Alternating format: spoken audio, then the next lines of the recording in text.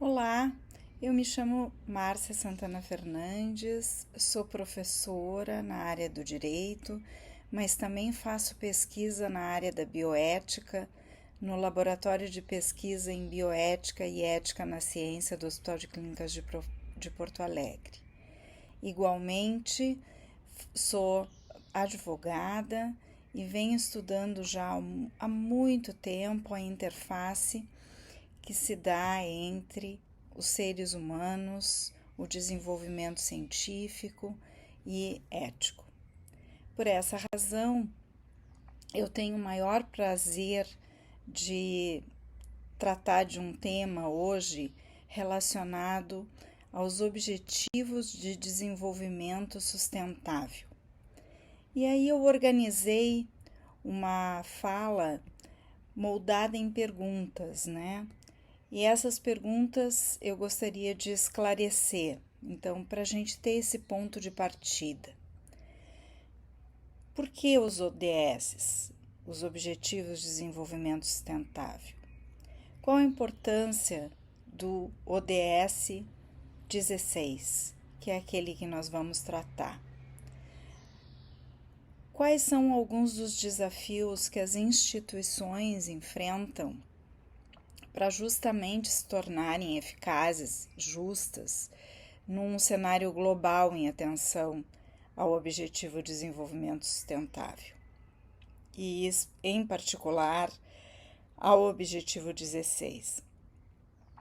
Como a proteção de dados pessoais, do ponto de vista jurídico, bioético, ele se compõe nesse objetivo específico, que é o Objetivo de Desenvolvimento Sustentável 16. E, por fim, um posicionamento pessoal de quais iniciativas seriam importantes para que a gente pudesse dar encaminhamento a esses objetivos. Os Objetivos de Desenvolvimento Sustentável são um apelo global à ação para acabar com a pobreza, proteger o meio ambiente, o clima e garantir que as pessoas em todos os lugares possam desfrutar da paz e da prosperidade. Esses objetivos, as Nações Unidas, então, reunindo todos os países que lhe integram, o que começou, que a gente tem um orgulho de ter iniciado essa conversa aqui no Brasil, na Conferência Rio+20, onde em 2013 se inicia esse diálogo para que as nações se unam em prol desses objetivos, para atingir até 2030 um apelo mais acessível a todas as pessoas, para que a pobreza seja erradicada, para que a paz e a prosperidade e a justiça, a democracia, o meio ambiente sustentável e esses 17 objetivos, eles possam ser implementados. Esses objetivos, que são realmente uma proposta bastante ambiciosa, mas muito importante, eles foram subdivididos em 169 metas. Bom, como eu já mencionei, eu gostaria justamente de tratar a respeito do Objetivo Sustentável número 16, a paz, a justiça e as instituições fortes. O que isso significa e qual é o nosso papel como instituição, como professor, para implementar isso? Como nós podemos auxiliar nessa caminhada, mesmo sendo pessoas individuais, em conjunto com outros colegas, em conjunto com o trabalho institucional? Pois bem, esse objetivo, ele, como eu já mencionei, ele está inserido entre esses 7 objetivos centrais. E por quê? Vamos pensar qual é a importância disso. Bom, se nós olharmos só para a situação brasileira, a gente já vai ver que nós temos motivos suficientes para efetivamente promover nas instituições, por meio da educação, que é o melhor caminho, por meio da prevenção, que ainda é o melhor caminho, a justiça, a paz e fortalecer as escolas. Tem um documento muito importante, que é o documento do IPEA, que é o órgão de pesquisa governamental, que promove um atlas todos os anos. Já saiu o atlas de 2024, mas os dados, infelizmente, não alteraram e o infográfico ainda não foi publicado. Então, nós estamos utilizando o Atlas da Violência de 2023, em que registra nesse atlas o grau de violência da nossa sociedade. Violência que são os homicídios, violência contra as pessoas negras, violência contra as mulheres, violência contra crianças e adolescentes, violência contra a população tradicional e, em particular, a população indígena, o grupo LGBTQIA+, as pessoas com deficiência e os idosos. Nesse gráfico, nós podemos já observar claramente qual é o grau de dificuldade, o grau de números avassaladores que nós temos nessas áreas. Nós todos sentimos a violência urbana, nós todos sentimos a linguagem violenta muitas vezes em sala de aula, nós sentimos muitas vezes o desinteresse dos nossos alunos justamente por temáticas que eles também vivenciam e muitas vezes, sem a instituição se dar conta, ela perpetua de certa forma, ela reproduz de certa forma estes números que estão aqui projetados.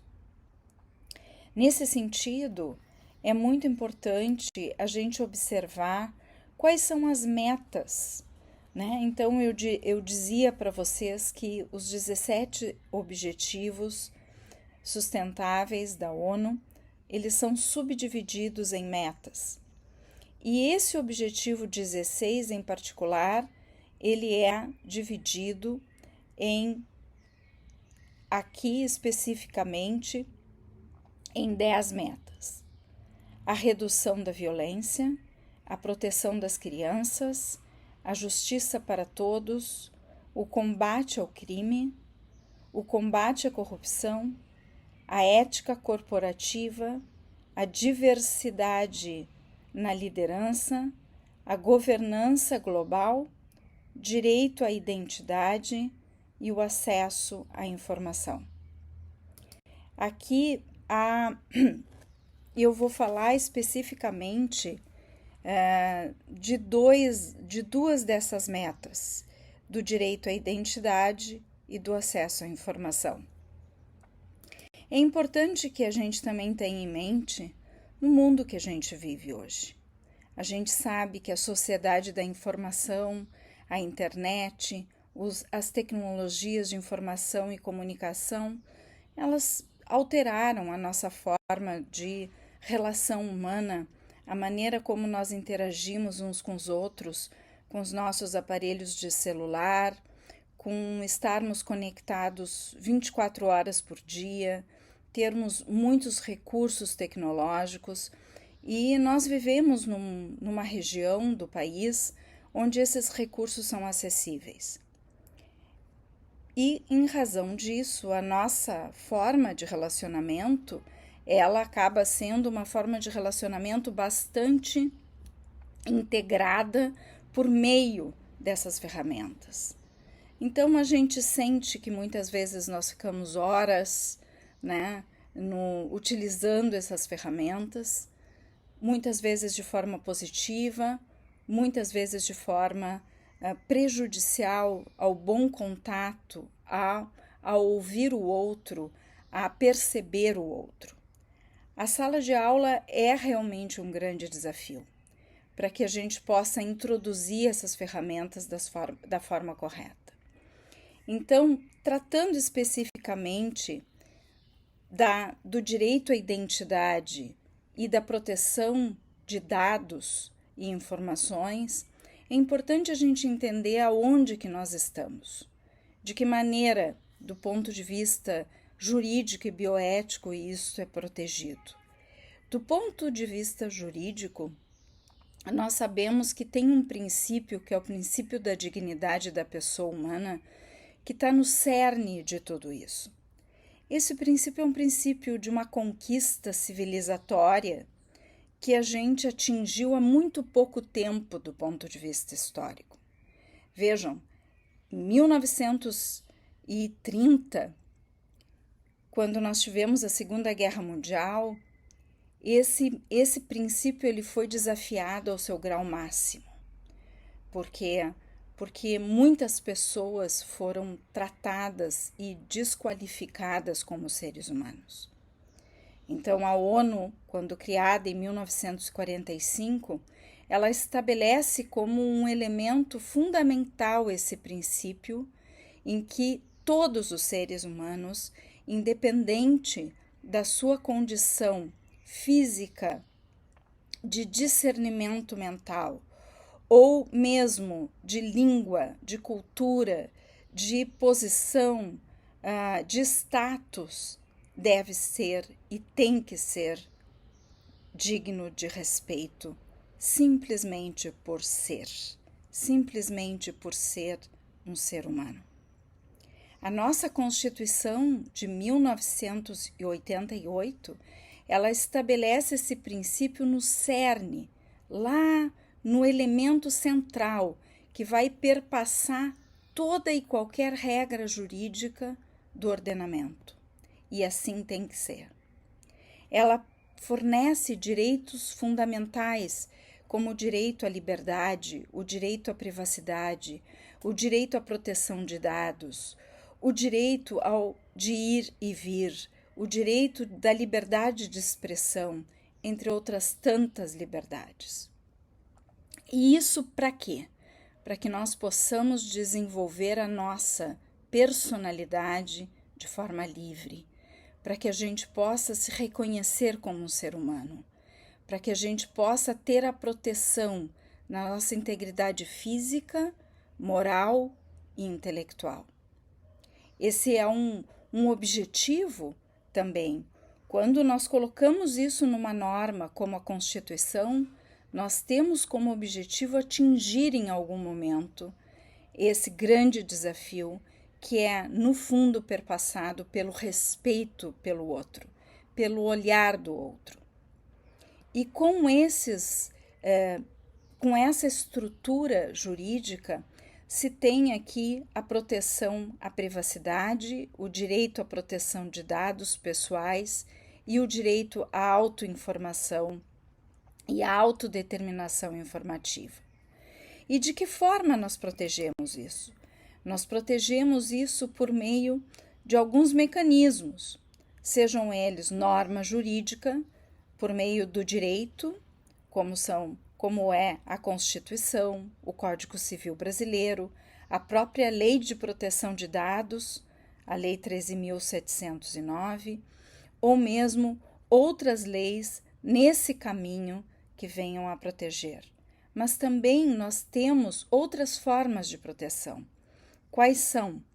Por meio da bioética, nós temos declarações internacionais que têm como centro de preocupação essa proteção.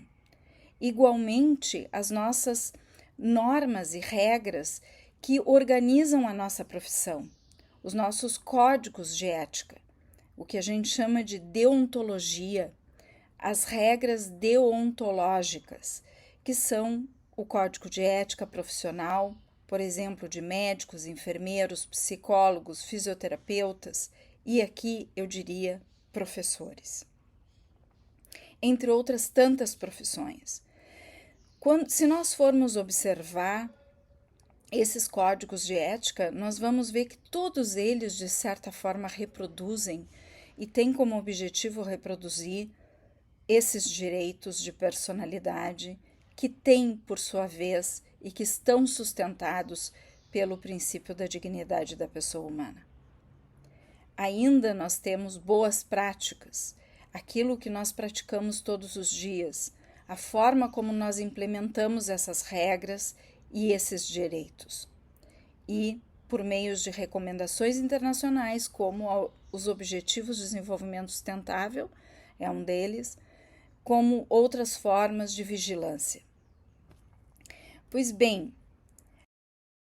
aqui é importante a gente referir essa estrutura numa linha do tempo, para a gente perceber como essas coisas elas estão conectadas. Então, veja, o Regulamento Geral de Proteção de Dados europeu, que veio justamente em razão do desafio das novas tecnologias de informação, desse mundo interconectado que nós vivemos, e exige que todos os países da União Europeia que integram essa união, eles devam e tenham que ter implementado a proteção de dados pessoais e o direito das pessoas a serem identificadas da forma como elas desejam e de que forma isto deve ser registrado. Igualmente, os direitos a saber sobre informações que são registradas a seu respeito, a que não só o Estado, mas as instituições tenham clareza e transparência de como essas informações relacionadas a nós mesmos devam existir. E no Brasil, no mesmo período, nessa linha do tempo abaixo, ela traduz justamente também esse mesmo desejo. A nossa legislação transitou por alguns anos, mas ela foi então aprovada em 1918 e ela foi implementada em 2020. Então, vejamos aqui, em 2018 e ela foi implementada em 2020. Então, o que essa lei, querendo ou não, ela protege? Ela protege os dados pessoais. O que são os dados pessoais? Os dados pessoais são aqueles dados referentes à nossa pessoa. Aqui não há os dados pessoais de instituições ou de pessoas jurídicas, mas sim de pessoas naturais como nós, de seres humanos. E aqueles dados que podem nos identificar, ou aqueles dados que já nos identificam, como o nosso e-mail, o nosso telefone, o nosso CPF. E, igualmente, essa lei, ela protege os dados sensíveis. E o que são os dados sensíveis? Aqueles que podem, de alguma forma, nos colocar numa situação de vulnerabilidade, numa situação de possível discriminação não positiva, mas negativa, como é o caso da nossa opinião política, dos nossos dados de saúde, dos nossos dados genéticos. E esse reconhecimento, ele tem por fim, e essa proteção jurídica, evitar uma discriminação que nos vulnerabilize, que nos torne cada vez mais frágeis diante não só de instituições, como também de governos. Por exemplo, atualmente a gente sabe que muitas vezes manifestar a nossa opinião política pode nos criar problemas, o que não deveria ocorrer num Estado democrático, onde todas as pessoas têm o direito de manifestar a sua opinião. Igualmente, manifestar a opinião não significa dizer qualquer coisa a ponto de ofender o direito de outra pessoa, a ponto de mentir ou de dizer algo que não seja verídico. Por quê? Porque mentir e colocar outras pessoas numa situação de vulnerabilidade, eu estou contrariando a norma e não em favor da norma.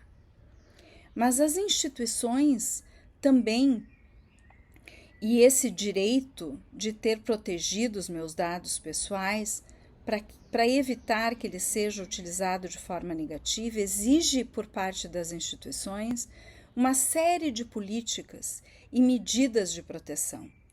E é por isso, né, que esse é um dos objetivos e especificamente uma das metas do Objetivo Sustentável número 16 que nós estamos analisando. Dito isso, vamos só ver rapidamente o que diz a lei, né? Dado pessoal, informação relacionada à pessoa natural, identificado ou identificável, e dado pessoal sensível, dado pessoal sobre origem racial ou étnica, convicção religiosa, opinião política, filiação a sindicato ou organização de caráter religioso, filosófico ou político, dado referente à saúde ou à vida sexual, dado genético ou biométrico, quando vinculado a uma pessoa natural. Muitas vezes a instituição precisa desses dados para poder organizar a nossa vida funcional.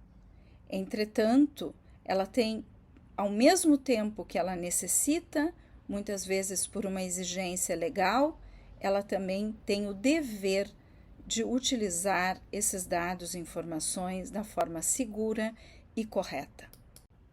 Nesse sentido, nós também temos um compromisso de proteger os dados pessoais sensíveis de outras pessoas.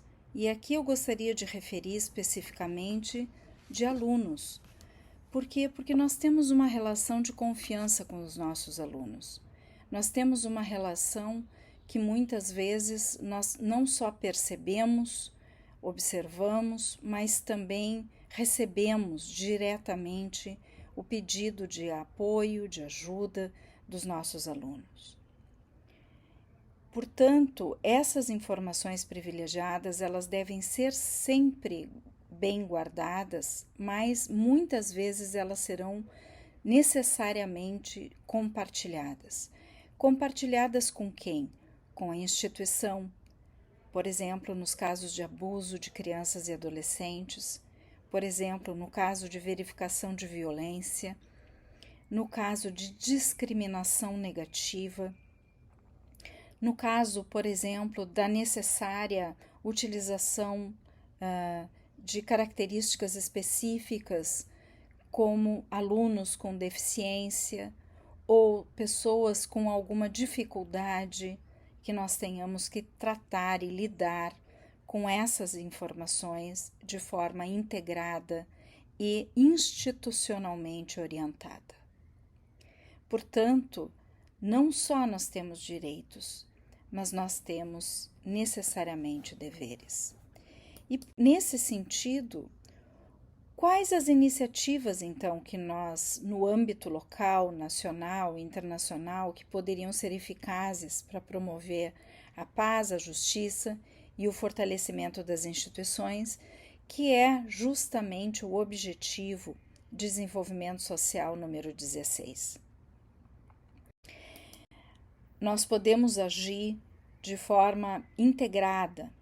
A gente sabe que por meio da governança nas instituições, e atualmente as instituições têm um grande desafio, que é o que nós chamamos de governança transformacional, ou seja, onde essa sigla ESG, que significa proteção do meio ambiente, environmental,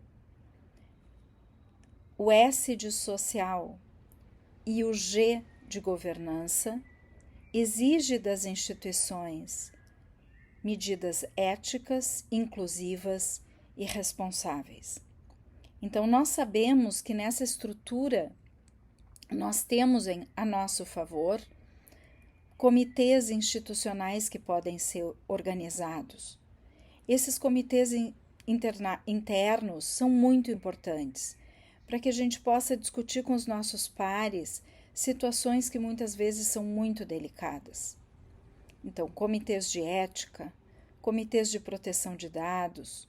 No caso aqui na saúde, muitas vezes eu necessito fazer coleta de material biológico, então ter comitês relacionados a isso, comitês de segurança de dados, entre outros tantos que podem ser criados, por exemplo, comitês em prol da população vulnerável, dentro da nossa instituição. Mas também eu tenho comitês e órgãos nacionais e instituições de controle que necessitam ser chamadas, necessitam ser incluídas, e muitas vezes nós esquecemos dessas estruturas, como é o caso da vigilância, nas situações Anvisa, por exemplo, ou outras autoridades, como é o caso atualmente da Autoridade Nacional de Proteção de Dados.